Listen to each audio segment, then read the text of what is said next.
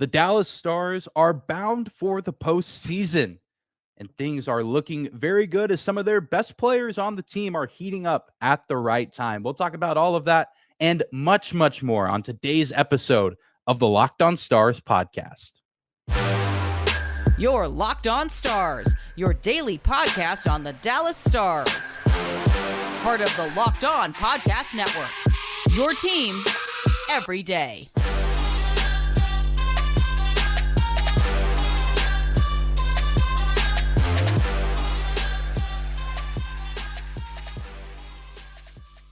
Howdy, Stars fans. Welcome back to the Locked On Stars podcast, the only daily podcast covering the Dallas Stars, part of the Locked On Podcast Network, your team every day. I'm your host, Dane Lewis, your local expert on all things Dallas Stars hockey, coming to you on this Wednesday, April 5th, and this episode is brought to you by FanDuel Sportsbook, the official sportsbook of Locked On. Make every moment more and visit FanDuel.com/LockedOn today to get started. And whether this is your first time here or you are a recurring listener, thank you for stopping by and making Locked On Stars your first listen every single day. Subscribe to the show on YouTube or wherever you get your podcast at. We're free and available no matter where or how you choose to listen. And we got a lot to talk about today. I want to talk about the Stars as a team heating up at the right time. We'll also talk about Thomas Harley. He made his season debut with the Stars on Monday night against the Nashville Predators.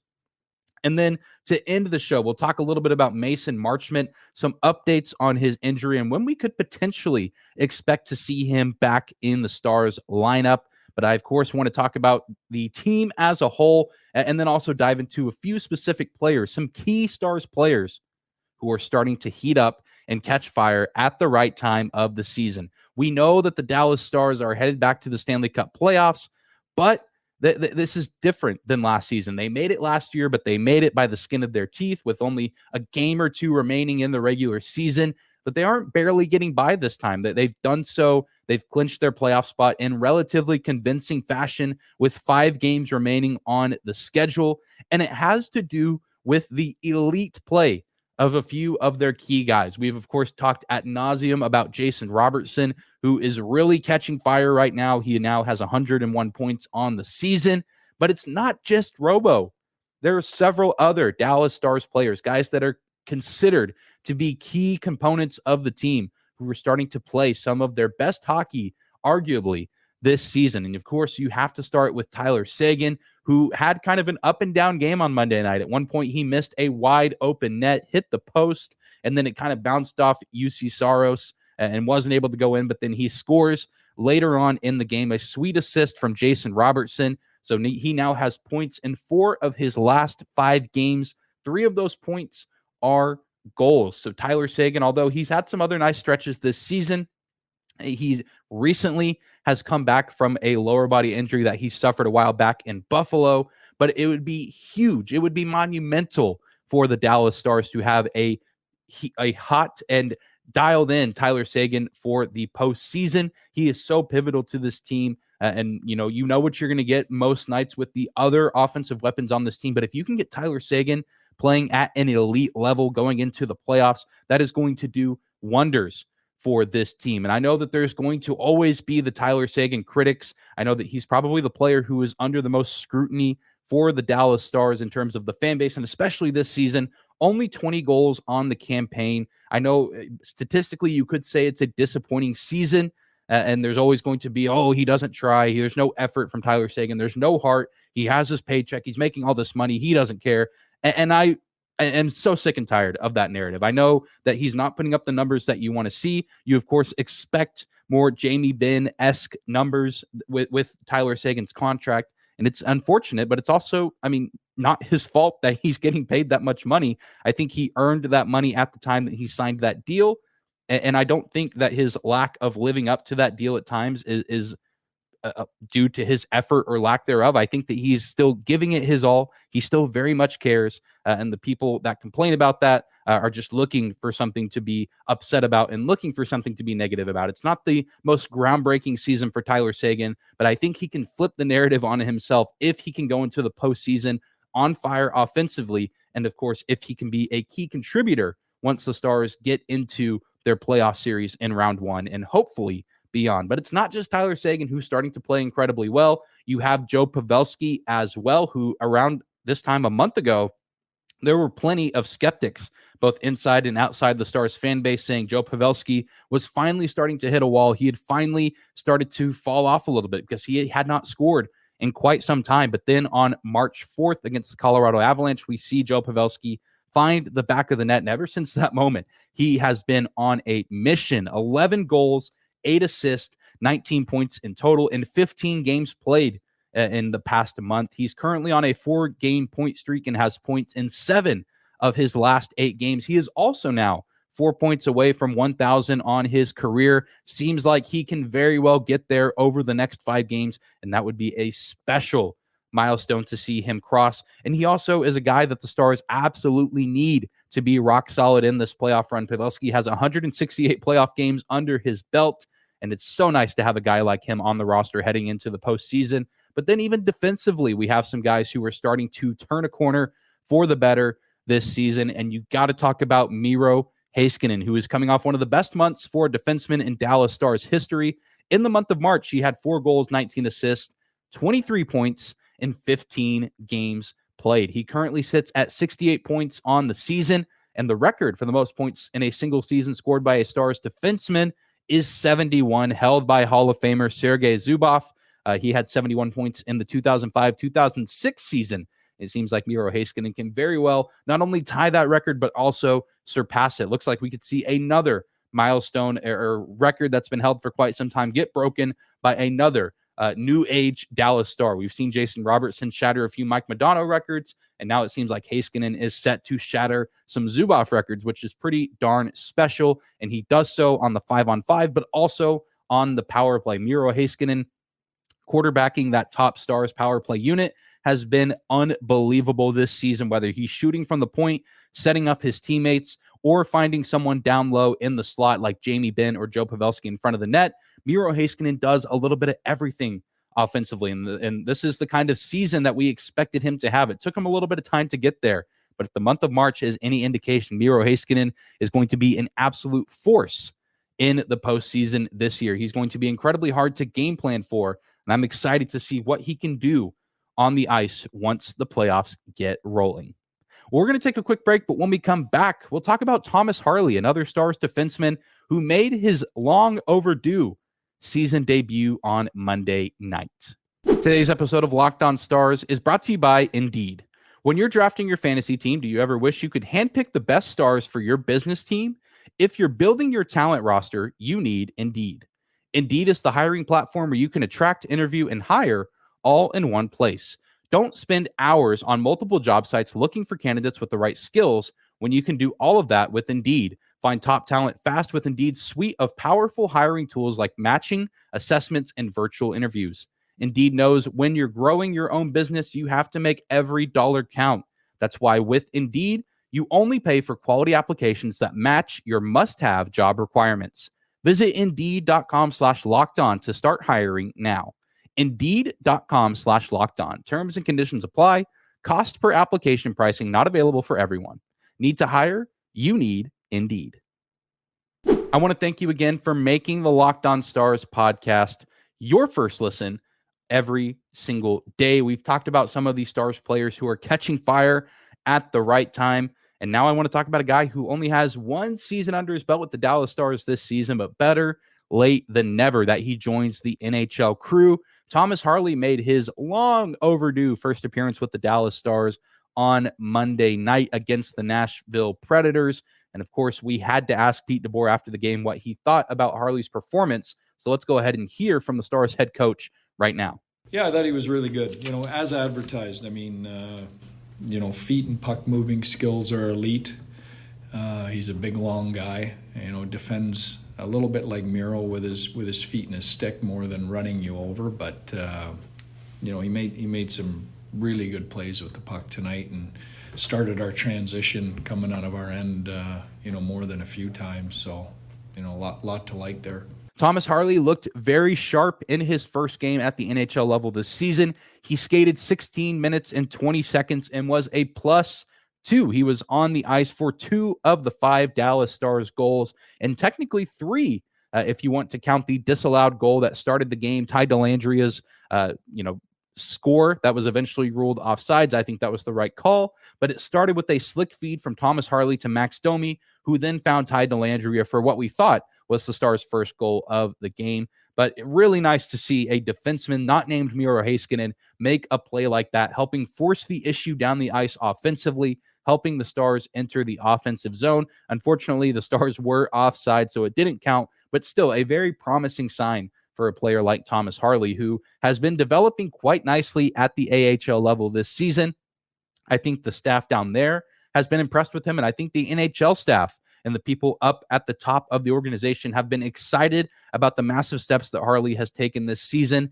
10 goals and 24 assists and 66 games played with the Texas Stars of the American Hockey League. He's recorded 2 shorthanded goals and been a huge catalyst for why the Texas Stars are also headed to the playoffs in the American Hockey League, which is pretty nice to have both teams in the organization heading to their respective postseasons. And so many fans, front office members, and I'm sure even his teammates, many were excited to see him finally make his NHL season debut with the Dallas Stars. And it'd be really nice to see him stick around because he looks so much more mature. I know he hasn't had a ton of NHL experience, but even last season when he was with the team, there seemed to be some uncertainty with him at times on the ice. He didn't always look super comfortable out there. There were stretches here and there where he looked really sharp, but then there were stretches where he didn't look as good and almost looked a little bit more like a liability on both sides of the ice. But we saw last night, he made some really strong passes. He's not afraid of the opposition, not afraid to get his hands dirty. We saw that little scuffle, that scrum at the end of the game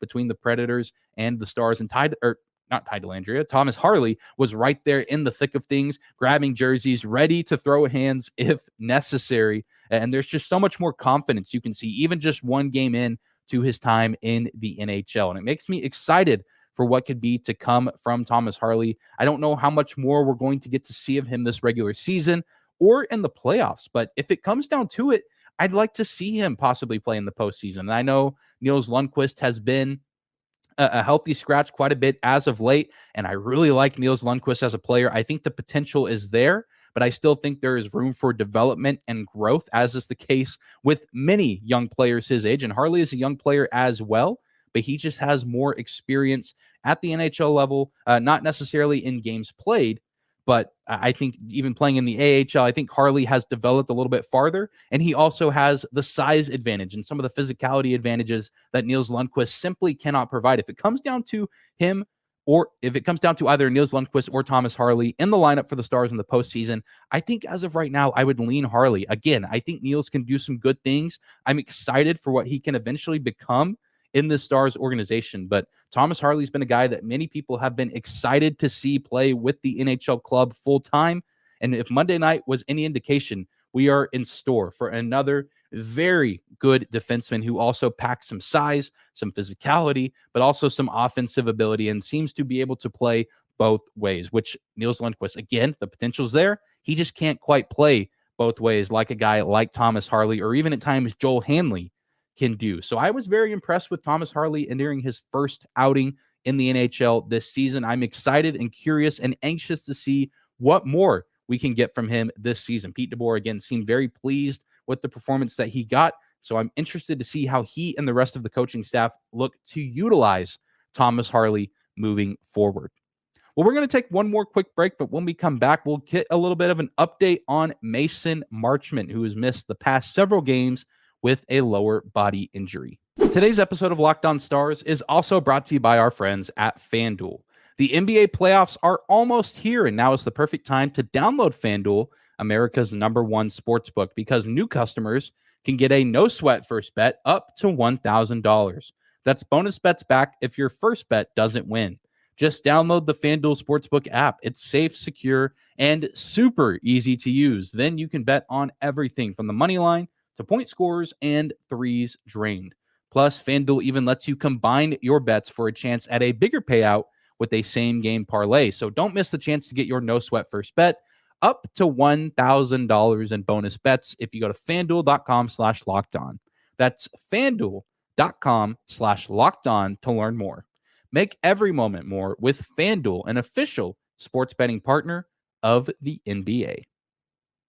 All right, everybody, closing out a midweek edition of the Locked On Stars podcast with a little bit of an update on Mason Marchment, who has been out sidelined with an injury for quite some time. But there was a tweet on Monday from Bruce Levine, friend of the show, with a quote from Stars general manager Jim Nill saying that Mason Marchment is recovering on schedule and there is hope that he could play the last couple games of the season and that the expectation is for him to be back in time for the Stanley Cup playoffs, which is very good news. Mason Marchment went down against the Seattle Kraken a while back while the Stars were in the middle of that very long 6-game road trip, a collision with, I believe it was Vince Dunn of the Kraken, and the legs and the knees kind of collide. Mason Marchment goes down and stays down, which we talked about when it happened, but that is very rare. Mason Marchment, not a stranger to getting knocked over this season with the Dallas Stars, but he is almost always right back up on his feet, shaking off the pain, but clearly was in so much pain whenever he went down in Seattle. But now we're hearing news that he could be coming back very, very soon, which is good because it's never good or timely to see an NHL player go down with an injury. You never want to see it, but it is an unfortunate certainty in our game. But it was unfortunate not only for the health of Mason Marchment, but also for how well he was playing. He went down at an incredibly unfortunate time because he was finally starting to get back to being himself. Before that game against the Seattle Kraken on March 13th, he had points in 4 straight games, including a 3-point performance against the Buffalo Sabres, where the Dallas Stars absolutely laid waste to the city of Buffalo with that 10-goal outing. He had gotten out of his scoring slump and was starting to look like the player that the Stars wanted to get in the summer when they signed him in free agency. We were finally starting to see a return to form for a guy who is still seeming to find his footing offensively in this league. And he had found seemingly some very good chemistry with Tyler Seguin and the addition of Max Domi to that line after the Stars had made some moves at the trade deadline. And there was a lot to like with those three, but then we unfortunately see Mason Marchment go down. And again, just terrible, terrible timing in terms of where the Stars are at this season and just in terms of his production. But it's very good news to hear from Jim Nill that the recovery is on schedule, that he can not only be back for the playoffs, but also seemingly get a few more games, maybe a couple more games under his belt before the postseason. So that way he is officially ready when things get hot and heavy in the playoffs. He should be absolutely fired up and ready to go when he comes back for the postseason. Because one, the Stars have been hungry and chasing the spot in the playoffs. They have that spot clinched, but Mason Marchment knows good and well that just because you have a spot clinched early, that is not a certainty for long-term postseason success. You have to imagine that he has a pretty bitter taste in his mouth after winning the President's Trophy with the Florida Panthers last season. They win that first-round series against the Capitals, but then they get swept in the Battle of Florida in round 2. So the Stars have a bitter taste in their mouth, losing in 7 games to the Calgary Flames. And I think Mason Marchment shares that sentiment despite not being a Dallas Star last season. I'm glad that Mason Marchment is doing well and that he will be able to rejoin the team here down the stretch this season and hopefully be back in time for the full run throughout the Stanley Cup playoffs. That is going to do it for today's episode of Locked On Stars. Thank you so much again for making us your first listen every single day. Remember to subscribe to the show on YouTube or wherever you get your podcast out. We're always free and available no matter where or how you choose to listen. Follow us on social media at Dane_Lewis is my personal Twitter account, and at Locked On Stars can be found on Twitter and Instagram. We'll be gearing up for the playoffs. Be back with an episode tomorrow, getting you prepared for the Stars matchup against the Philadelphia Flyers. Another big game, another 2 big points on the line for the Stars as they look to hold on to that top spot in the Central Division. But I hope you guys have a great Wednesday, and we'll see you right back here tomorrow.